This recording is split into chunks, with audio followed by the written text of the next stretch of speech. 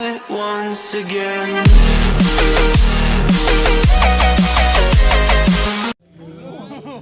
Sao lại chỉ bỏ rồi? Tao số nó rồi. Tao số. Chua. Mày này mày ôi. Sao lại xe đổ mày? Số chả số rồi. Mày đổ số à? Đổ số tao. Bay vô bay vô. Cái luôn, mày bỏ rồi. Mày thôi bỏ à. Cả liếc con chơi lịch đó thôi.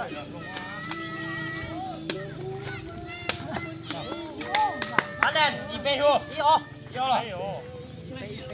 Wow. Dẫn nó thứ. Bự. Bự. Lên.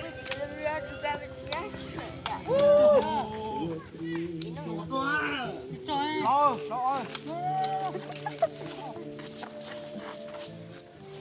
Đó mày. Đi. Một trái.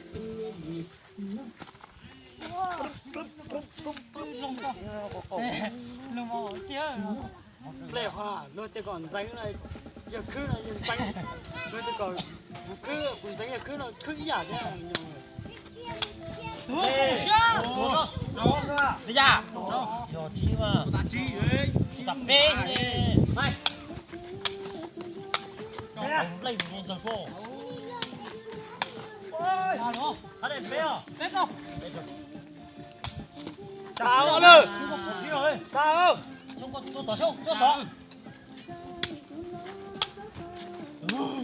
Yo mà. One. Đi ra. Gì?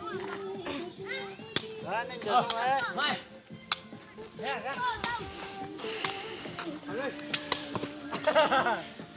Giờ đâu thay ô mày. Lót rồi à? Giờ dùng ấy thay eo Lót rồi. Nó còn nó có phổ với sao? dạ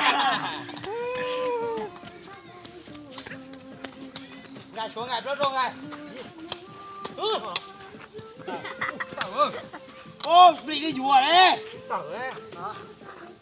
Chào xuống à. Xong. Xa. Sao Gì là có ta xa là xa gì? Chua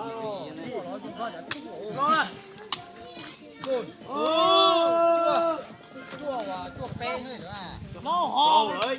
Mày. Mày. Nó cái thứ. Rồi ba. Lên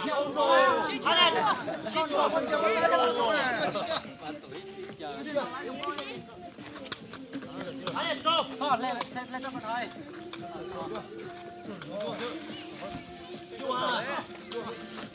Mày có chỉ sử dụng đi. Ủa đúng à, thì bắt tới à.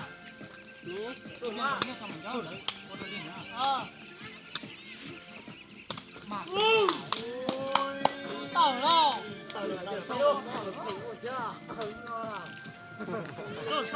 Xuống xa, xuống trâu. Luôn à mày. Mày rồi. Đi mày thua. Mày à, có chuyện nhiều lọc chơi.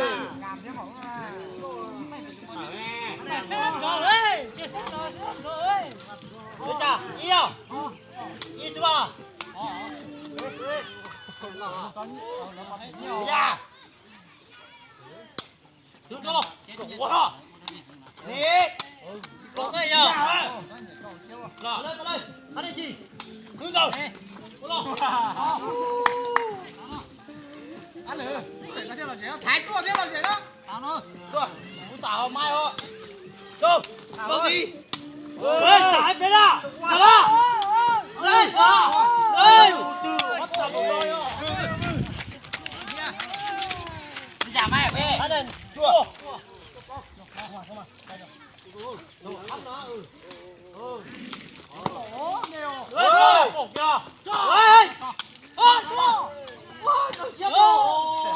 Dầu sống vào thu. Phòng đâu. Nhân thơ chứ có là.